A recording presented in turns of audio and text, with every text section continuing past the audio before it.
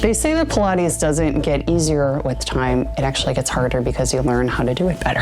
That's exactly what I want to talk you through today. If we haven't met before, my name is Melanie. I am a full-time Pilates instructor in New York and here online. Today, we're going to walk through some of the things that I see happen most commonly when I'm in the studio. There'll be little tweaks and adjustments so you can learn how to make the most out of your Pilates reformer workout. Let's lie down to get started. And if you are not yet subscribed, please hit the subscribe button. I post new workouts and informational videos all the time. I'd love to see you there. So we'll start with footwork. I've loaded on 3 heavy springs and a light spring.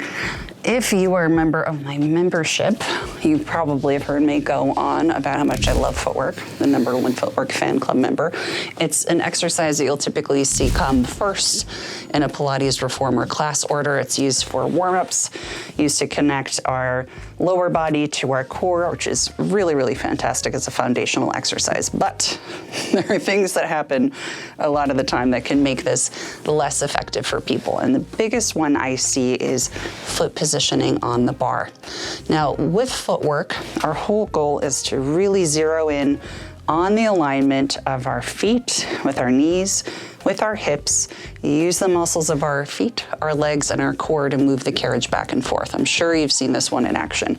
We'll work on a parallel position for this one because it's the easiest to visualize. But in footwork, what we can do to make this the most effective setup for a full class is to really work on checking that our toes are pointing directly forward, they're right in line with our knees, and they're right in line with our hips. So conversely, what sometimes I see is people have one foot that's pointed outward like this rather than parallel.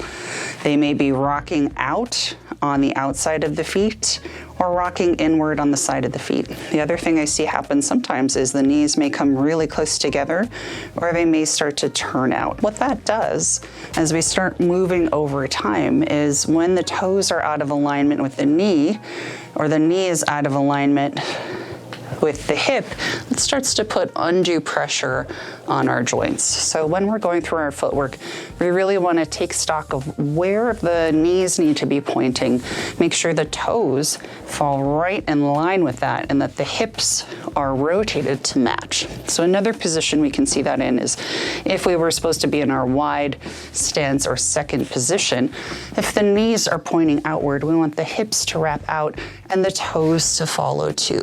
So to get into that position, we're going to let the hips open to a reasonable point, the toes pointing right in line with the knees. We want to maintain that as we come in and as we come out. Pretty simple, but also very, very important to making sure that you protect your joints. Now, the next one, we're gonna have to sit up and switch to our 1 heavy and 1 blue spring for our hands and straps. Now, shoulder tightness is something I get a lot of questions about in my live classes in New York. And a lot of people ask me, why can't I get my shoulders down? They're always hiked up near my ears. And the answer to that is often very individual and more complicated than we can address in this video. But there are some simple things that we can do to encourage the shoulders to relax and let the appropriate muscles take over to do our movements. So hands and straps is a sequence, or it's really a setup that we find when we're going into classical exercises like the 100. But a lot of times what happens, and I'll come up to my tabletop position to demonstrate, people sometimes don't pay attention to where their shoulders are placed. So right now I've got my shoulders kind of curled forward, which mimics a position you might see somebody standing in with rounded or forward shoulder posture. What I like to cue when I see this happening is widening the collarbone or anchoring the back of the shoulders down to the mat. So you'll see immediately it takes us from this shoulders are almost lifted up to the ears or raised to the sky position to a nice open collarbone. And instead, when we begin moving the arms up and down or in various positions, this takes the work out of those upper traps. Whereas if the shoulders are up here, pulling up away from the mat, all of that is happening in those upper trapezius muscles, which are the connectors between basically the neck and the shoulder. So Just to recap, to make sure that we're keeping that heat out of the traps, think about widening your collarbone or rolling the shoulders back, keeping the contact between the back of the shoulder or the upper back and the mat. Another common exercise we see with hands and straps is going to be our tricep extensions. You'll see this in both classical exercises like coordination and in contemporary exercises like tricep extension. For this one, you may see this taught with elbows bent, squeezed next to the waist and hovered above the mat, like so. You may also see this one with elbows anchored down to the mat. Where the elbows are anchored on the mat or next to the waist, I think really doesn't matter as much as how far away from the waist they're positioned. So a lot of times what I see people getting into is elbows kind of somewhere out in space over here. So instead of really hugging the rib cage, whether the elbows are hovered or planted down on the mat, they're somewhere away from the body. And I think people sometimes think that that feels almost like a more natural alignment, but we really want to keep them tight to the body. That really fires up the back of the arms and becomes a much more efficient exercise. So when you're doing your tricep extensions, think hugging the body, hugging the rib cage rather than relaxing out to the side. This next one is relevant whether you are working on a reformer or working on a mat. It's going to be in our half curl position, which you'll see throughout Pilates repertoire, classical or contemporary. When we curl up, the goal is going to be to lift the head, neck, chest, keep the shoulders wide, and basically come up so high, not extremely high, but high enough that the bottom tips of the shoulder blades are coming up off of the mat. Now, what I see a lot of times, especially as people are building strength in their beginner Pilates practice or their beginning Pilates practice, is just lifting the head. And you know what? That serves its purpose sometimes. Sometimes that's hard enough for us to do. But as we get stronger, as the rectus abdominis, that top layer, that six-pack layer of our abs gets really strong, there are crunch muscles, what we want to do is focus more on the lift of the shoulders and chest so that that curl up becomes a bit higher, like we're really trying to peel the shoulder blades up off of the mat. Now sometimes we get a little crunch up next to the shoulder blocks too, so if that ever happens to you on your reformer especially, you're always welcome to buy yourself a little room. But the goal is we want to be lifted, shoulders back, rather than just the head coming up. And again, if that's where you are in your practice, do what you can, but we really want to focus on getting the abs into it even a little bit more. Okay, moving on to everybody's favorite, feet and straps. I always like to joke that this is scientifically everybody's favorite because I took a YouTube poll last year and it was by far the clear winner. But feet and straps, we think of this one as being a pretty easy sequence. Sometimes people think about it like a cool down, but it is not. It can actually be quite challenging. By far the biggest thing I see with beginners with feet and straps is an overemphasis on the feet coming way, way, way back. And especially if you're not particularly bendy in the legs, that means your butt or your sacrum is gonna lift up off the mat. So that means I see a lot of this happening. And you know what that does? Ouch, that hurts the back. My low back already hurts. So with feet and straps, we want to imagine like the sacrum, the lowest part of your back before your glutes, is an anchor down on the mat. This is not coming up. I'm gonna move my arms so you can see better.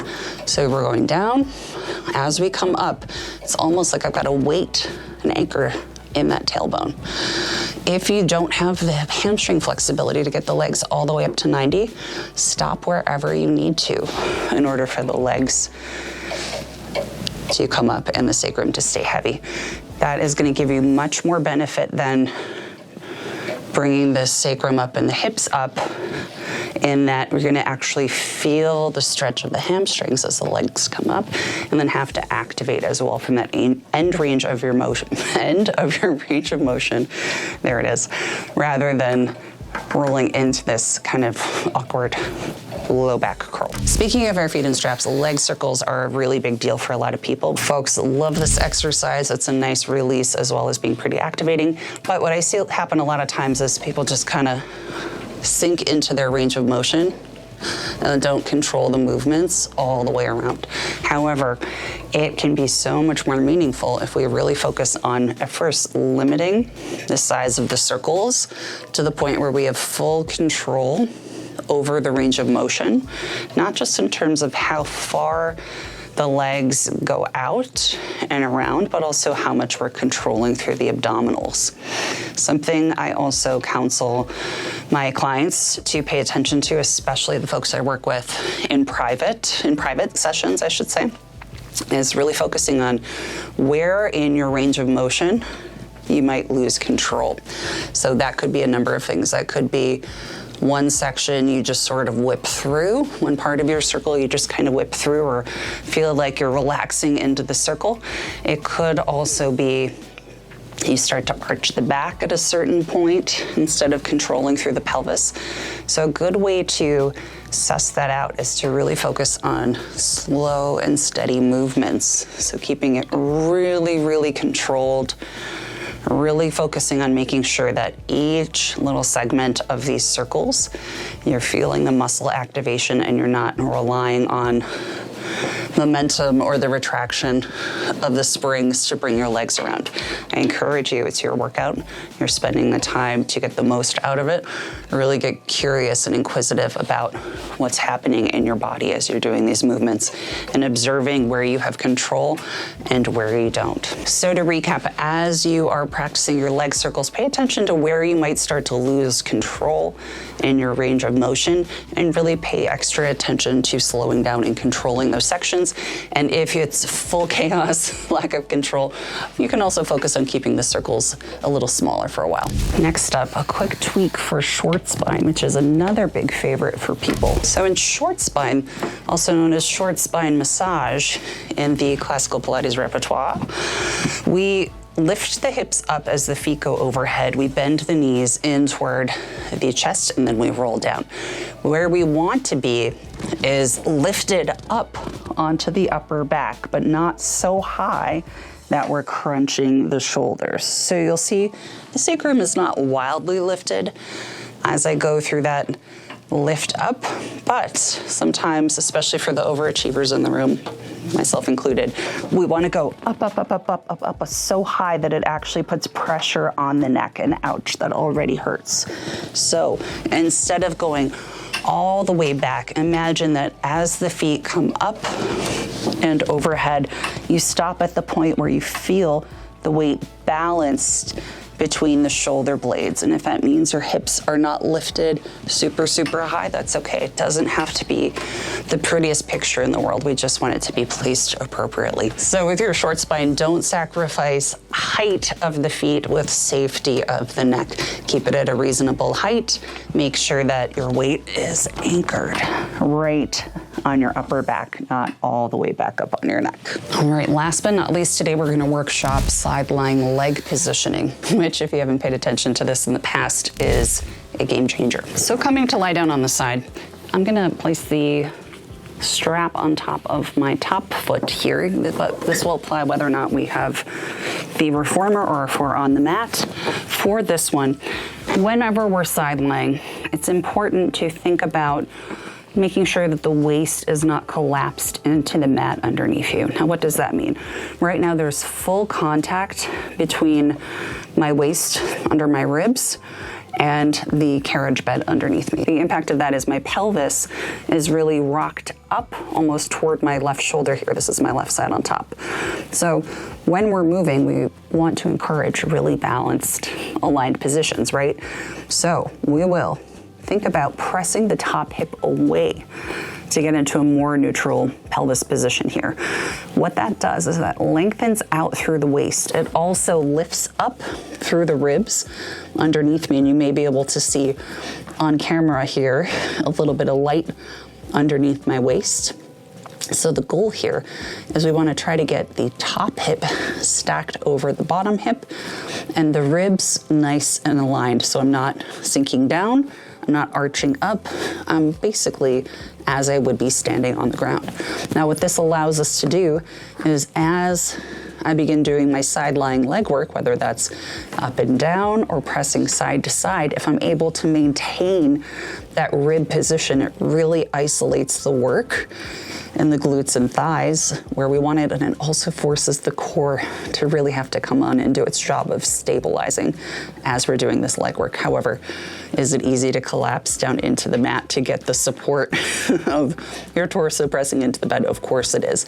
But as you begin to refine and advance your practice, adding in this little detail here, attention to these details, can really help you progress quickly.